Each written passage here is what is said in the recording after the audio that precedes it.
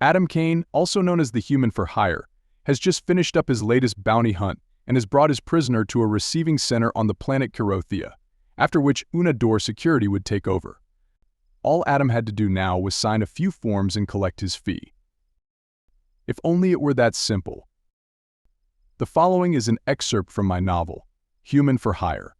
Stellar Whirlwind. You can find the novel on Amazon. I hope you enjoy the story. I wouldn't do that if I were you. The Human said to the gaggle of natives in the building's receiving area. 6 of the bell-shaped and doe-eyed native Kurothians were hovering around the prisoner he'd just brought in, running soothing hands over the whimpering creature, sympathetic to its sad-eyed demeanor and demure motions. "This is cruel, what you have done to him," said one of the native females. "He is but a scared and wounded animal." Adam quivered as he looked at her. She had 4 eyes on her round head, and they were all blinking out of sequence with each other. He didn't know which of them was looking at him or when. Scared. My ass. He said to the confusion of the language translation.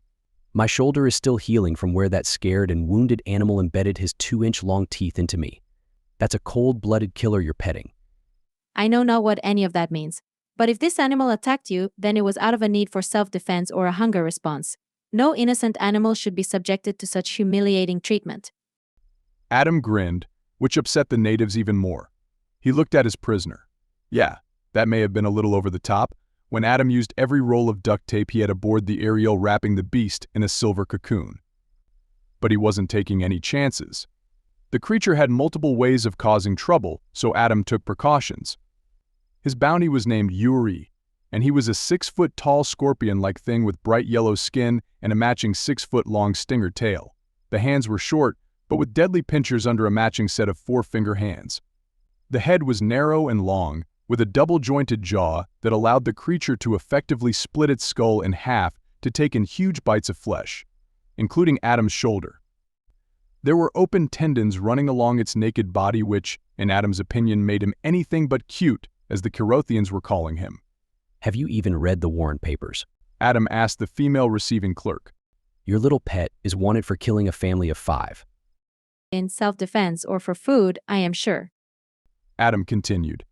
After the robbery of a financial center had gone bad. And then he killed 3 security officers after he was captured and escaped. I tracked this thing for 2 weeks through the swamps of Bendok 4 before finally cornering him. And you know what he did when I had him dead to rights? He stripped off his clothes and shook his genitals at me. Hardly the cute and cuddly pet you think he is. The Kurothian was stunned into silence as she and her clerk mates considered Adam's words.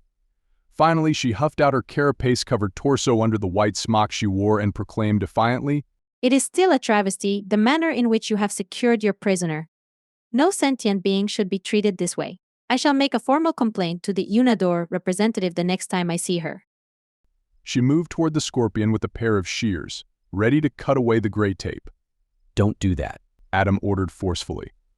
Until the transfer papers have been signed and I've been paid, that is still my prisoner. He's to remain bound until he's officially in your custody. Is that understood? The tone of Adam's voice was enough to stop the 6 natives in their tracks. Although they were a foot taller than the Human and covered in a nearly impenetrable shell, his reputation preceded him. She backed away and sent him an alien scowl, or what he thought was a scowl. He'd never met a Kurothian before, so he wasn't sure what the expression conveyed. Even though they had been warned, the natives continued to dote on Yuri. He was swaying his penitent head back and forth and purring when alien hands stroked his yellow skin. Then he looked over at Adam, as the corners of his wide and taped-shut mouth curled up into a wicked grin. Damn it, Adam thought. He knows just what he's doing. Adam was about to issue even more stern instructions when a Kurothian male in a bright red jacket came into the receiving chamber. He plodded toward Adam before stopping and surveying the prisoner and the irate natives, frowning at what he saw. "Come with me," he snarled. "There are forms to be processed, and the sooner they are completed, the sooner we can take control of the fugitive." Adam couldn't agree more, and he fell in step with the bureaucrat as he paraded the Human through half the huge police facility to his office. Without invitation, Adam sat in a chair in front of the native's sterile desk and crossed his legs. He had no idea how long this would take, but since a payday of 200,000 energy credits was at the end of the process, he was willing to wait. This was only the third bounty Adam had brought into one of the new Unador security receiving stations. The system was new, and both bounty hunters and bureaucrats were learning the ropes. About a year ago, Unador made an amendment to the governing protocols for their affiliation, setting up a series of receiving centers for prisoners, transfers, and other such procedures. These centers were on designated planets, and Adam was all for it. He could turn over a fugitive to the nearest center, and Unador would take responsibility for getting the criminal to the proper authorities for disposition of their case. This new system saved Adam a lot of dead time hauling his bounties all over the galaxy, making the process more efficient. Of course, Starfire Security had to give up a little of the bounty in exchange for this service, but even Titus was okay with that. It just meant his people could be out tracking down more bad guys even faster. The problem: not too many of these receiving centers had all the kinks worked out of the system yet. And then there were people like the Carothians. It was like they'd never met a criminal before, with every prisoner simply a misunderstood soul, longing for redemption. Why would a race like that even take on the responsibility of being a receiving station? Adam was sure he knew why. It was the fee they were paid for doing so. It was the only explanation. Adam was growing ever more frustrated with the delay, as the gray-skinned creature across the desk was taking his sweet time drawing up the proper transfer papers and payment authorization. But when he was finally done, he handed Adam a datapad where the human initialed or signed in no fewer than 19 locations. And then the payment requisition had to be submitted. How long is this going to take? Adam asked impatiently. Nearly an hour had already passed. It will take as long as it takes? The supervisor snapped. Adam was never told the Carothian's name, and he didn't ask. Then the native went back to his computer. At one point, Adam stood and walked to a window that looked out at the pleasant greenery of Carothia. The planet wasn't a bad place. It was just that after trudging through knee-high muck and smelly bog for 2 weeks tracking Yuri, Adam had seen enough green to last him for a while. When he turned back toward his seat, he saw the clerk working a hand pointer and moving items around on the screen of his computer. He was playing a damn video game while Adam was waiting to get paid.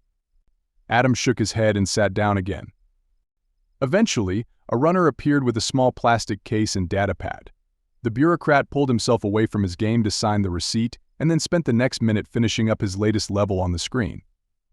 Then he opened the case and began counting out 10,000 denomination energy credit chips, 50 of them. And then he counted them again and again. Finally, he closed the case and began to hand it to Adam.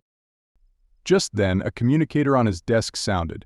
He spun away from Adam, taking the case with him and out of reach of Adam's already outstretched arm. He cradled the box of credits in his lap as he listened intently on the line, his face growing darker and his eyes wider as the seconds clicked by. Suddenly, he broke the connection and placed the case of credits in the top drawer of his desk. There has been an incident at the receiving dock, he said gravely as he stood up. Your prisoner is loose and is doing considerable harm to the employees. My prisoner, Adam said sarcastically. I signed the release forms. Of which successful payment for said services consummates the agreement. Until you are paid, the creature is still your responsibility. Bullshit, Adam said to the customary confusion of every alien Adam had ever uttered the phrase to. The meaning was continually getting lost in translation. Just give me my credits, and I'll be gone. Not until the prisoner is once again in our custody and secure. Until then, there is no transfer. Adam glared at the supervisor, and then he grimaced. He had enough experience dealing with pompous assholes like this to know it was futile trying to talk sense into him. Instead, Adam followed the native out of the office and they rushed together toward the receiving center. Alarms sounded throughout the building and there were panicking Carothians everywhere in the corridors. Some were running toward the receiving section, most were not, and Adam felt like a salmon trying to swim upstream through Class 6 rapids. Then, just as Adam and the supervisor came to the entrance to the section, the native slid to a stop. There were screams and crying coming from the other side of the double doors. What's wrong? Adam asked. Nothing, said the administrator, looking nervously at the natives running from the receiving room, many with blood on their clothing. However, the prisoner is your problem, not mine. But he's chewing up your employees. The native shrugged. An occupational hazard, he said unemotionally. And then he turned away abruptly to join the others who were quickly evacuating the area. Adam sighed. Typical cowardly alien, he thought. Now he was on his own and going up against a creature who hated him with a burning, primal passion. Fortunately, the feeling was mutual.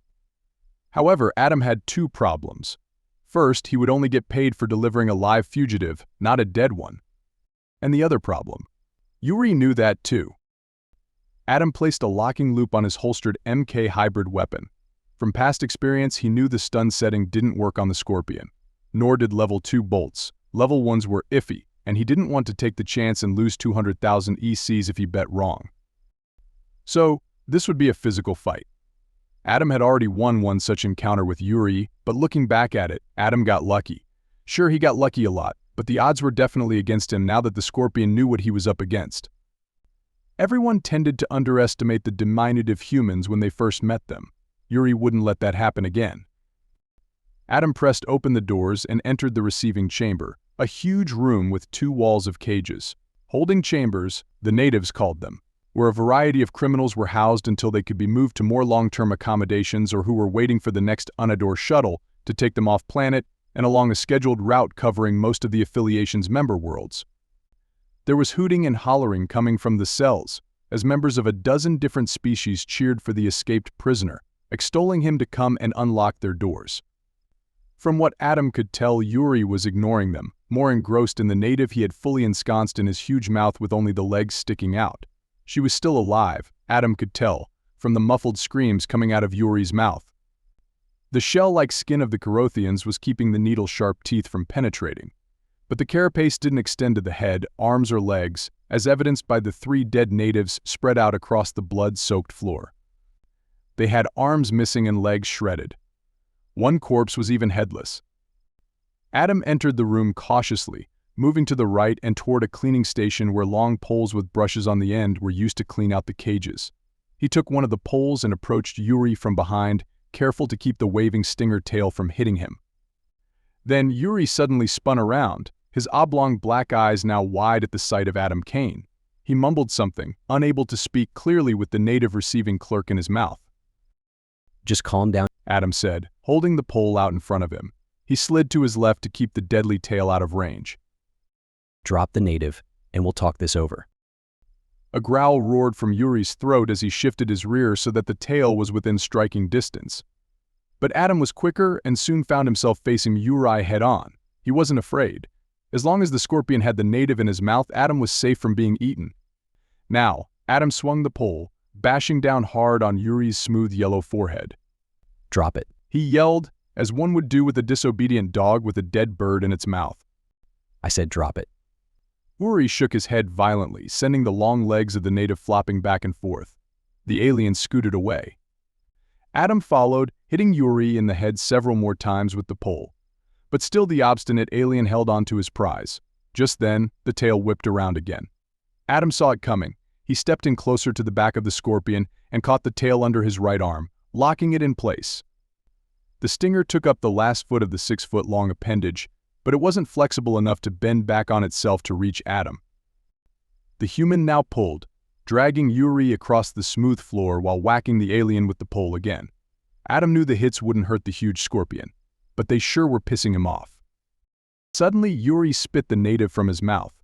The frazzled female Carothian was covered in blood and her white smock torn to shreds. But at least she was alive. She was whimpering and crawled away on all fours toward the exit. Yuri ignored her. Instead, he bent his body around and took a mighty snap at Adam with his 4-foot-wide mouth opening. Deftly, Adam rolled over the stinger tail, putting it between himself and the snapping Scorpion. Yuri roared with anger. The tail was fighting him, but Adam's human strength was enough to hold it at bay, until Yuri twisted his body again and came at Adam from the opposite direction. This time, Adam released the tail and scrambled up the sloped back of the Scorpion. He wasn't sure what he was going to do. Possibly gouge out the eyes, if possible, but then he sensed something coming at him from above.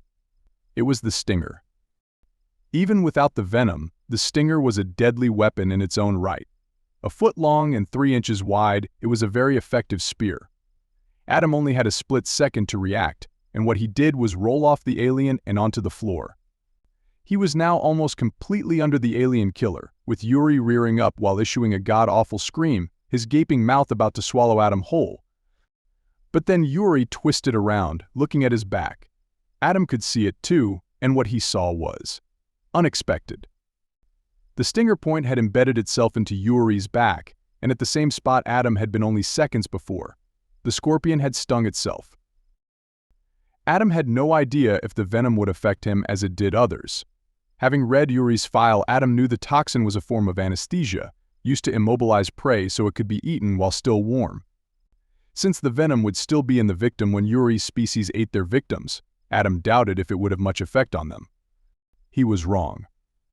Yuri withdrew the stinger from his back and began running around in circles, waving his head in wild circles. The gyrations began to slow and the evil black eyes of the creature fluttered. 10 seconds later, Yuri collapsed to the floor, letting out a foul breath as he fell unconscious. Adam lay on the floor, panting heavily, thinking how lucky he was. But the feeling was quickly replaced by seething anger. He jumped to his feet and took the sleeping scorpion by the tail. Adam dragged him to the door, and then down the long corridor toward the supervisor's office. Natives screamed and protested, but none came too close to the human and his deadly cargo. Adam kicked open the supervisor's door and dragged Yuri into the office. The native was there, having been warned that Adam was on his way. To Adam's surprise, he had an MK in his hand, pointed at the human. Save the bolts. Adam advised.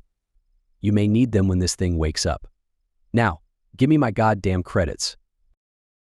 The supervisor hastily pulled open his desk drawer and tossed the case of energy credits to Adam. Adam dropped Yuri's tail. It plopped on the floor with a punctuating thud. Now, I call this transaction consummated. Any objections? There were none. This has been an excerpt from my book, Human for Hire, Stellar Whirlwind, Book 10 in the Human for Hire series by T.R. Harris. You can continue the adventure by checking out the novel and series on Amazon. The links are in the channel description. More passages from this book, and many others, are posted on this channel on a regular basis. Be sure to check back often to see all the new HFY sci-fi adventures I'm premiering. Also, you can find all of my 70+ novels on Amazon or by going to my website at bytrharris.com. If you enjoyed this story, please subscribe to my channel and hit the like button. Your support is greatly appreciated.